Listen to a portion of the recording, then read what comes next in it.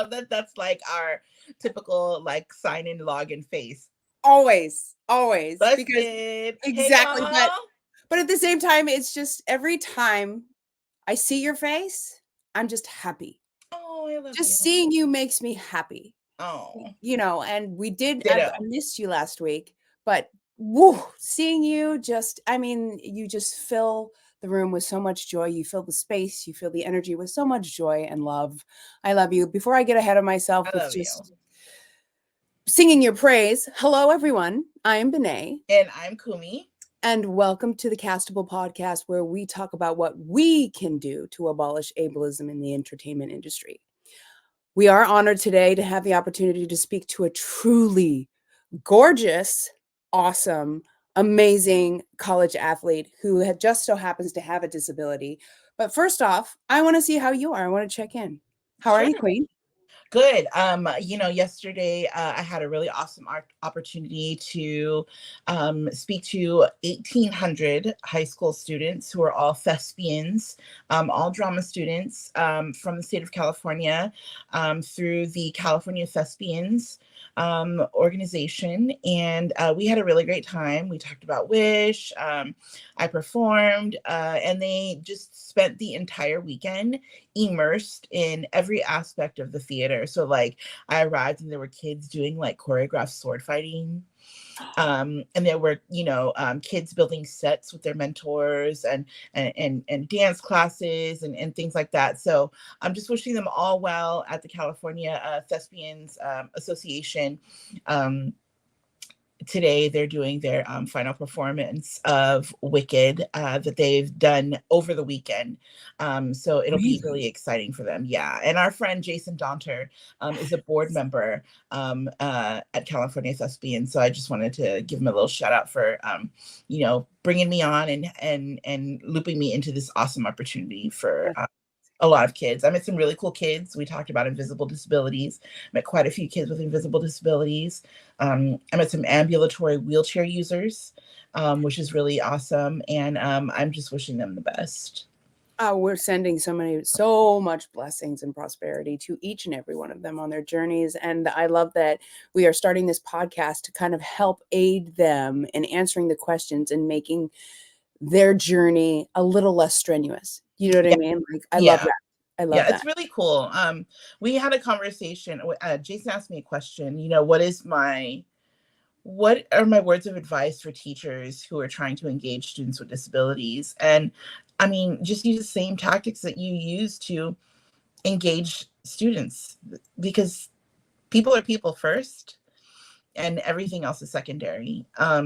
So, ask them, hey, what can I do to help you thrive? What do you need to perform at 100% every day in my class and on my stage? And it was just a very open and honest conversation. And I really appreciated that. I love that, because that's genuinely what it is. It's just sitting down and have an open and honest conversation. Yeah, absolutely. And we always try to make it so difficult. And it's like, really, we just got to get back to the basics. We got to get back to the bar. It's really just having an open, honest conversation, genuine, open, honest conversation, not being afraid to ask the questions. Yeah, absolutely. And I think, the more we know about each other, the better we'll work together. And I don't think people take the time to know people very much. But it was a great opportunity. But I'm really super excited. Today we're talking about another form of entertainment, which is sports. Sports is $1 million industry, $bazillion industry. And there are quite a few athletes that we're seeing like in the NFL and other college sports that have either invisible disabilities or limb deficiency. And our guest today, I'm super excited to bring her on. She's from Virginia and currently plays NCAA Division III basketball at Wilson College in North Carolina with one arm. After 3 years of playing basketball in high school on both her junior varsity and varsity basketball teams, she was cut her senior year. I'm going to stop there because I think that's really horrible, but I'm going to let our guest tell you more about her story. So Please help us welcome Baileigh Sinaman-Daniel. We're so excited. So excited. Wait till you see her. She's gorgeous. It's ta-da! Hi, Hi, me. hello. Hello, gorgeous one. How are you guys doing today? Good. How are you? I am great. Thank you so much for asking. I am super excited to be talking with you guys. So this is just, a nice start for my day. Baileigh, you're a really big deal. You just did an episode of on Jennifer Hudson's talk show, right? Yeah. I don't even see myself or like any of this really as like a big deal. I kind of just see it all as like, I guess, like stuff finally working out in a sense. And I have worked my little butt off since my freshman year. Wasn't really expecting any of this to really take off. My initial plan was to kind of just play basketball and, play my 4 years, get my senior night, graduate. And with, I guess, my sophomore year coming around, I got people interested in how I played. So my first interview was with ABC News, and then Good Morning America picked that one up. And then I had an interview with them, and then Jennifer Hudson reached out to me, and that was probably the So craziest awesome. experience. And it was so genuine and so incredible, and it was so special. I feel like that whole moment was such like a full circle, because I remember seeing her on my TV and like hearing her play in the background when I would like, clean up with my mom on Sundays and stuff. So little things like that was like a full circle moment when I like got on the stage and I saw her and I was speaking to her, because like in my head I was like, okay, like yeah, you're Jennifer Hudson, but then when I was speaking to her, it felt like I was almost speaking to just like, somebody who I've known for like so long. But in my head I was still like, this is Jennifer Hudson, like this is crazy, like this is insane. And she's like the first, famous person I've ever met. So it was, and it felt like an out of body experience, to say the least. But I'm I so loved glad every for last you. second of it. Yeah, I'm so glad you got that opportunity, and it's always so nice to hear that celebrities are nice in person. So I'm glad that you had the opportunity. So let's back up a tiny bit. You got cut in your senior year of high school from the basketball team that you played on for 3 years. Yes. What happened after that? So after I got cut, I was pretty upset. I remember like the day when he told us like the news, who wasn't and who was on the team and stuff, and I got the news that I wasn't. I was really upset. I remember I like, bawled my eyes out in the car because I was driving myself at the time. So I drove myself, and I was like, I couldn't even drive properly. So I had to pull over because I was crying so hard. And then I ended up like going through like this, I guess, like spiral of thoughts. And then I was like, you know what, like maybe a robotic arm wasn't a bad idea, because I had heard about, arm transplants and stuff like that. So I was like, you know what, like maybe I should give it a shot. And then when I was like calling doctors that same day, I was told that basically that it would be risky for me to get one because I'm not an amputee. I'm just naturally born with one arm. And I was really upset about that as well. I feel like that kind of like drove the knife in a little bit, especially because I thought that was like the last option, and that wasn't even an option that I wanted. So the fact that like it wasn't even on the table anymore was, it hurt. So I was upset about it for, I want to say 3 or 4 days. I was super upset. So, the cuts happened over the weekend. So I got the weekend, about 2 days, to recuperate and get my mind together before school came. And even when school came around, it sucked because, I had made all my friends off of the basketball team for those 3 years of high school. So all my friends basically had came back because my junior year was my COVID season. So we didn't have a lot of games, and not a lot of people played my season. So I didn't get to play with most of my friends. And my senior year was when all my friends came back and they're like, oh yeah, like we're going to have, a season this year and stuff. And then that's when he did cuts. And it also kind of sucked because I was told throughout like most of high school that he, didn't make cuts. So there, basically anybody who made the team, or basically anybody who tried out, made the team. So I was told that I only made the team because he felt bad for me, or that, because he had nobody else, and that, he couldn't cut anybody. I was told that basically my whole 3 years. So when he cut me my senior year, it sucked because I was like, man, you just proved everybody right there. Like in my eyes, that's how I saw it. And then after, I want to say like 4 days, I want to say like a random Tuesday or Wednesday, I was just in my car and I was like, you know what? I have a lot of film. I have a lot of film for my sophomore year because I played just about every single game. I started every game except for one my sophomore year on JV.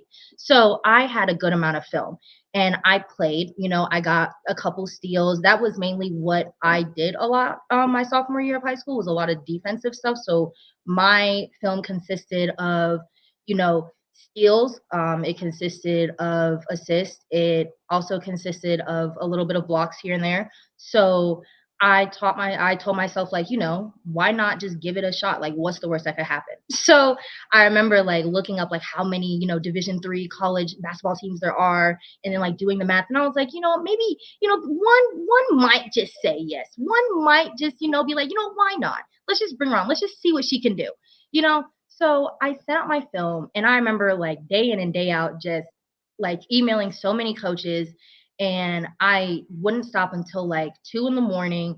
And I day in and day out would check, I would get no's, plenty, no's, plenty of maybes. But then around December was when I actually got my first official yes, which was from Warren Wilson College. So, and now There I'm you here. are. Yes, queen. Yes. Yeah. Look at this picture. This is my favorite picture. I hope you don't mind. You didn't give it to me, but I took it. This giving me life. This Giving me life. Come on. Thank you. I can't. Woo. Oh, thank you so much. That is so sweet. And your coach, tell us the name of your coach. So my coach is Robin Martin Davis. From what I know, I think this is about her 11th year coaching here. Could be longer. I came in obviously my freshman year, so 2022. And it has been a joy.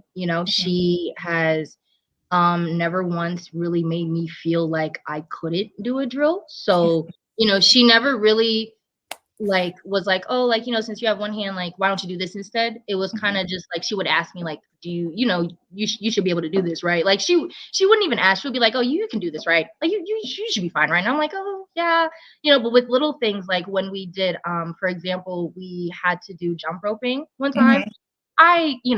Sometimes I tend to forget that people forget that I have one arm. So she putting it down on the paper didn't realize that she had a basketball player with one arm. So I went up to her as a joke and I was like, like, I can't do this. Like, I hope you know that. Like, I can't do it. And she was like, oh no, like, you're fine because I ordered you a skip it off of Amazon. And I was like, a skip it? A skip? What is a skip it? So I looked it up and then I was like, oh my gosh, she got me like a little Isn't skip it? It goes on one ankle. Yeah. And then you rotate it around, you jump. Yeah, basically. So when they were doing jump roping, I would basically do the skip it. So when they would do 60, skips, I would do my 60 skips just on the skip it. So, it still made me feel included and I enjoyed it. I love that. I mean, and she let me choose the color and everything too. It was really nice. She let me choose the color. I got a pink one. So it was that's so sweet. No, Baileigh, aside from playing basketball, what are you studying at Wilson?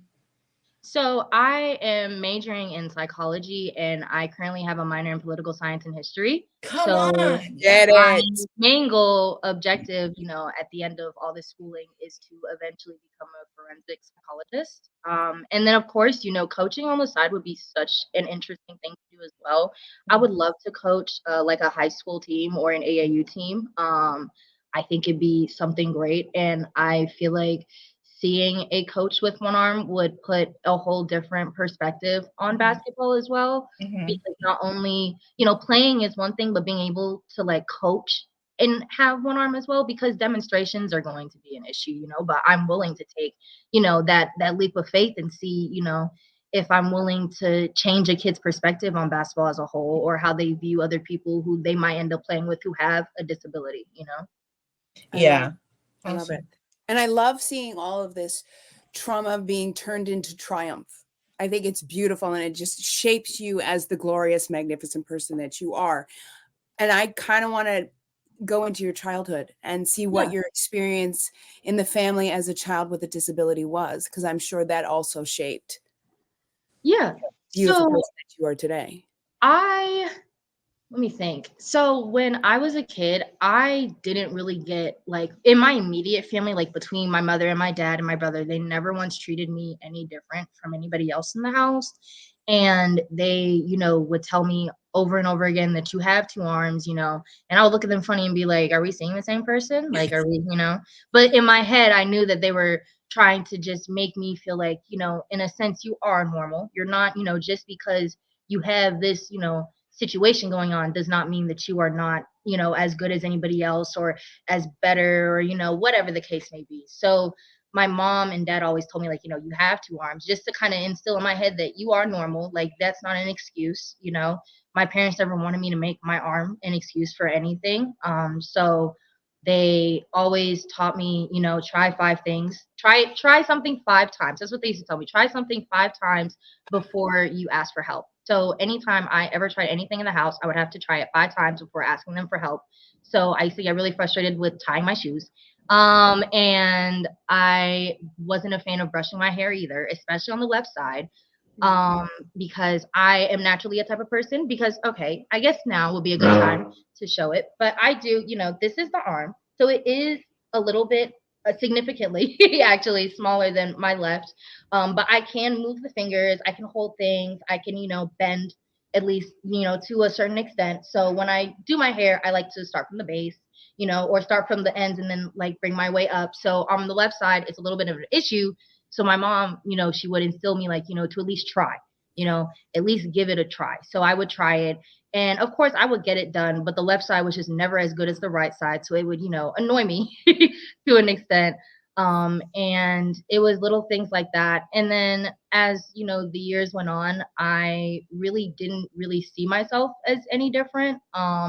Up until like, elementary school and stuff like that. And then that's when the bullying happened and whatnot. So then that's when, I started clicking that I was, different. And then my parents were just like, okay, so what?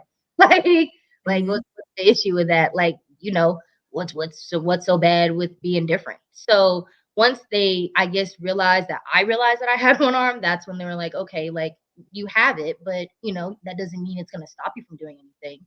And I, growing up, like loved watching LeBron James as a kid. I had a really big crush on him. I don't know how it came about, but I think one game I started watching him and I never stopped after that. And for a while, my parents just kind of assumed that it was just like, a celebrity crush and then nothing would really come out of it or anything. And then my freshman year of high school, I was like, oh, I'm going to try out for the team. And they were like, oh, really? I love Like, it. and mind you, I had played volleyball my beginning of my freshman year. So I had already played a sport.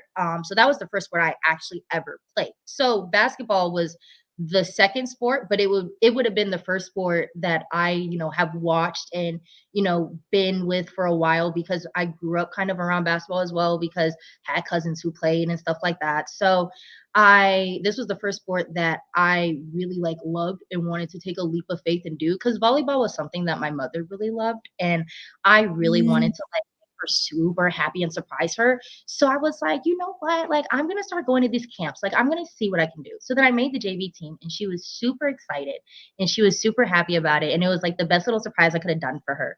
But then when it came to my dad, he loved basketball. So then I was like, okay, this is great. So then I can try out for both.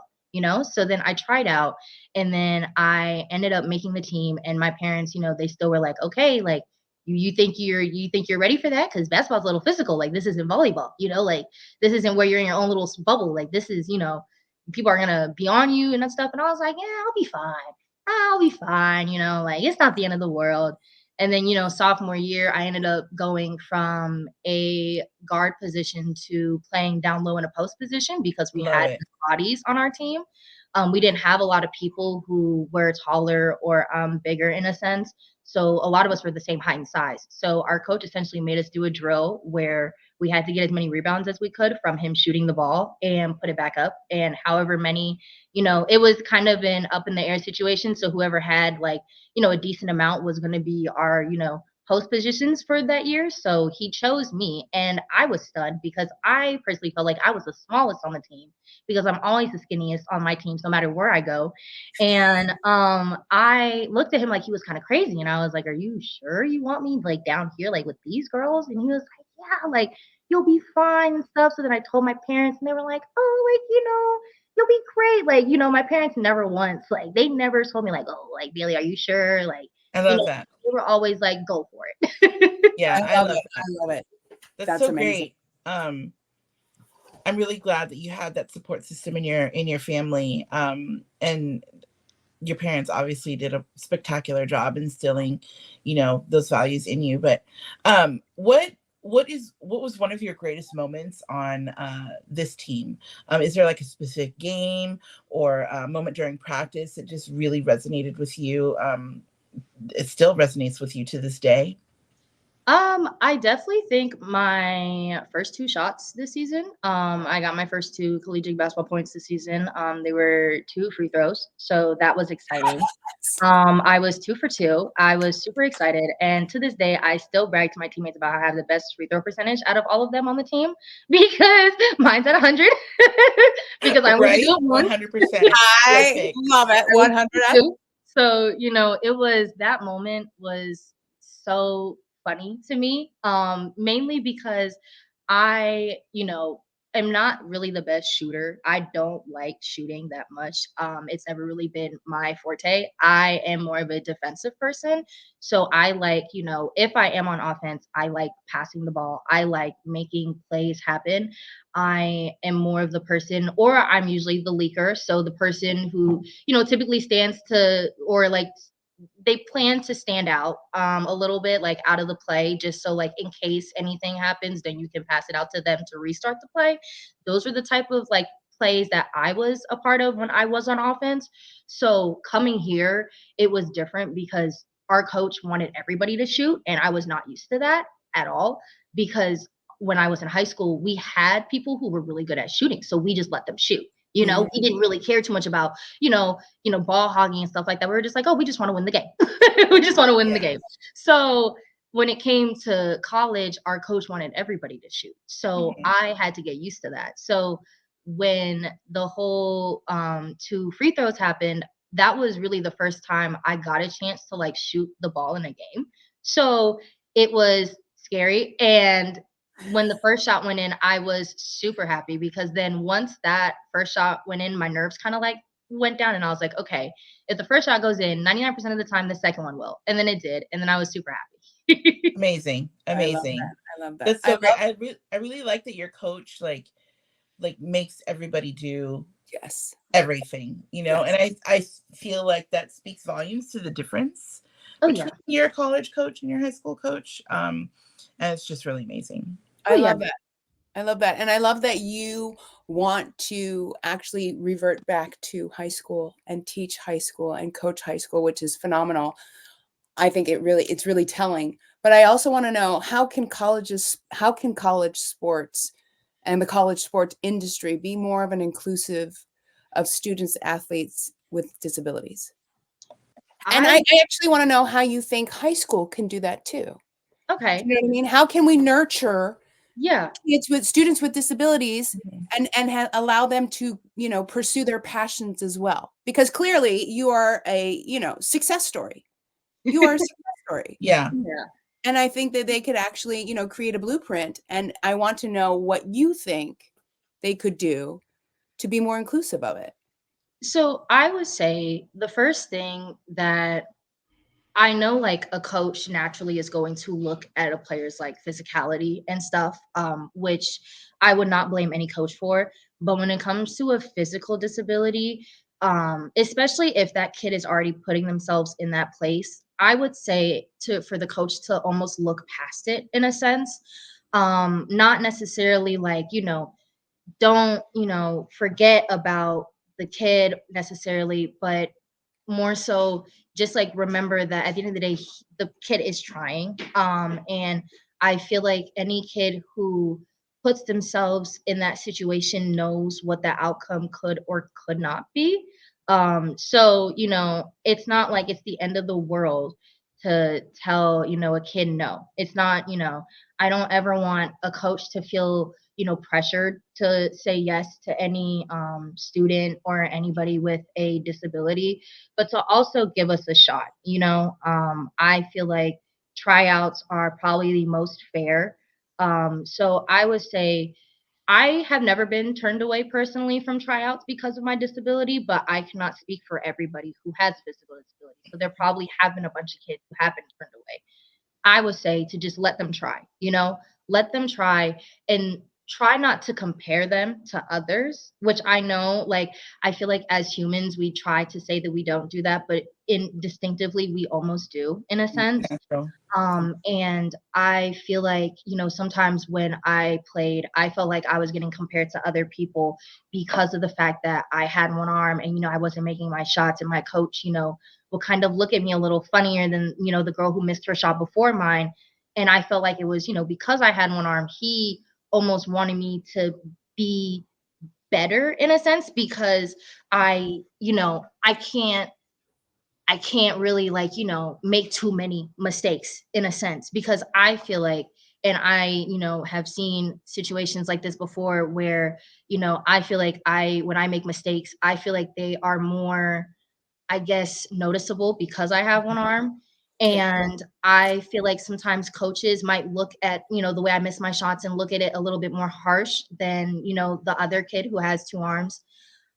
So I would say kind of holding everybody at the same like pedestal, not really, or trying to hold back, anybody either. I feel like if I was told to kind of like go off to the side and do things that, I felt like was good for me and not really like, be involved with the teams that I've been on, I don't think I would have been here, honestly. Yeah.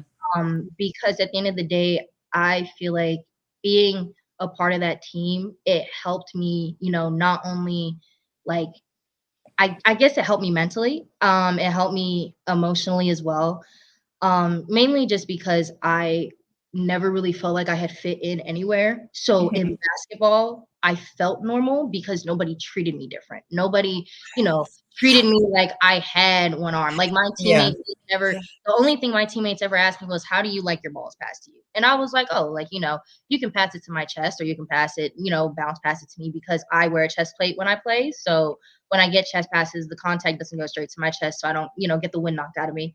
Good. So with that being said, I, have been on teams where I've been, it's been inclusive. It's been great. And I've been on teams where, I felt kind of out of place. But at the end of the day, it just comes down to how bad do you want this? So I, pushed through as much, adversity as I could. And I feel like the coaches who really pushed me, especially my sophomore year of high school, my JV coach, he really did push me a lot because I had never once really played or started a game until he came my sophomore year. So he started me in every single game except for one, and he never took me out. So I was Amazing. playing 40 minutes. And, I think the one game he didn't start me, I think I like said something sassy to him and he wanted to be petty. So he just like didn't, put me in for the first 3 minutes. And then like after a while, he was like, okay, you can go in now. So, it was little things like that. So that coach, he really showed me a lot. And something that I take from him as well is that he tried to teach life lessons within basketball as well. Because he knew that we were playing basketball and he would tell us this every day, like, we're playing basketball, but he doesn't know if this is what we're going to do for the rest of our lives.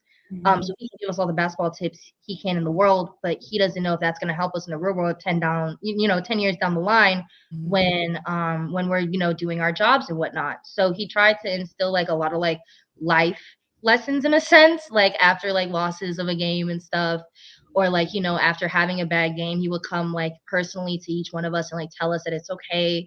And, like life does not revolve around, a missed shot or a missed layup or anything like that. And that, the world moves on. And he, really showed me a lot of courage and he trusted me. And he was probably the first coach that I fully trusted as well, because he showed me, he showed humility in a sense. I Mhm. feel like because he was kind of the guy who took a lot of pride. He was, coach of the football team at our high school as well. So, he was, a big, big top guy at our school. Everybody loved him and stuff. So it was, Awesome. um, it was funny when he became our coach because like this was like his first year.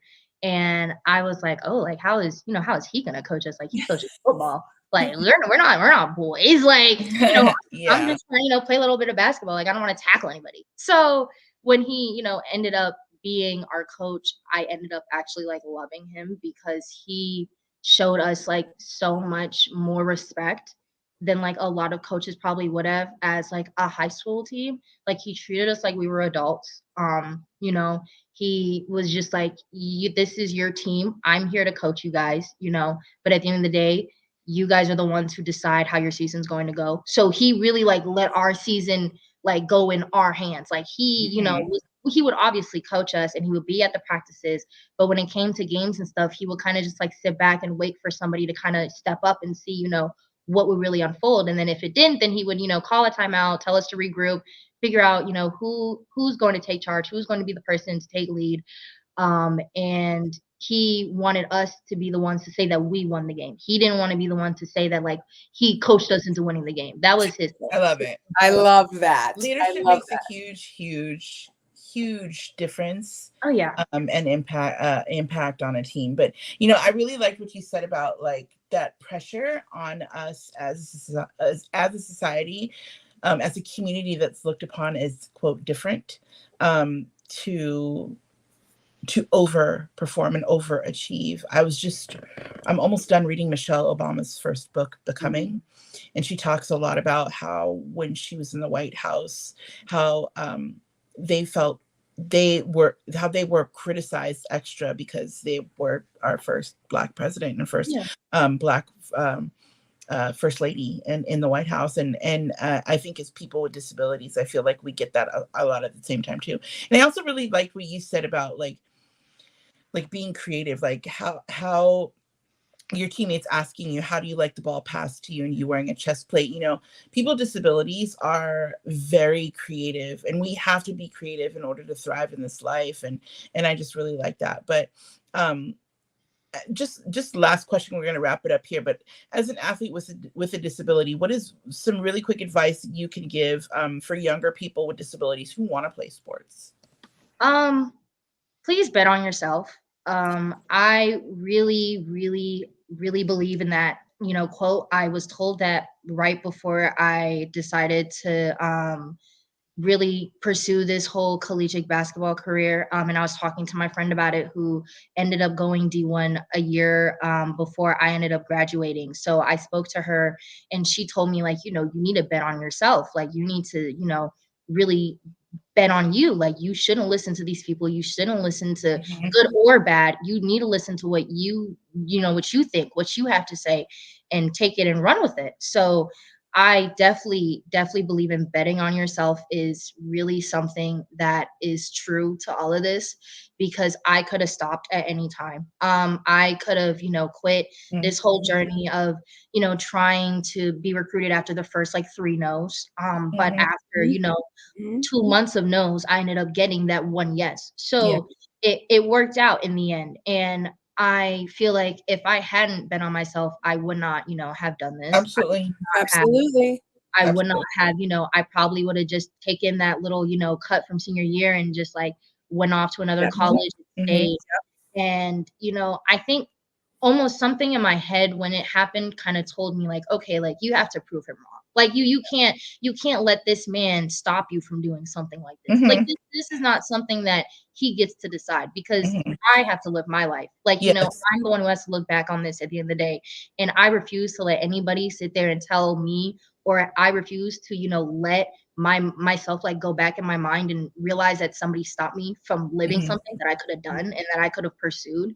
And I think that also really drove me as well, was just the pure fact of like, I want him to see that I did this. Like, I want this for not only me, but for every other kid who sat there and was told no. Amen. Like, every single person who was sat there and told that, they wear too much makeup for the games, because I was told that plenty of times throughout high school. I was told about my lashes plenty of times throughout high school. Girl, keep that face. Please, don't you dare change those lashes. No. I have been told so many things about my appearance throughout basketball, because I played, in a predominantly white county. So I was one of the few Black girls who did a full face of makeup and wore wigs, for basketball games.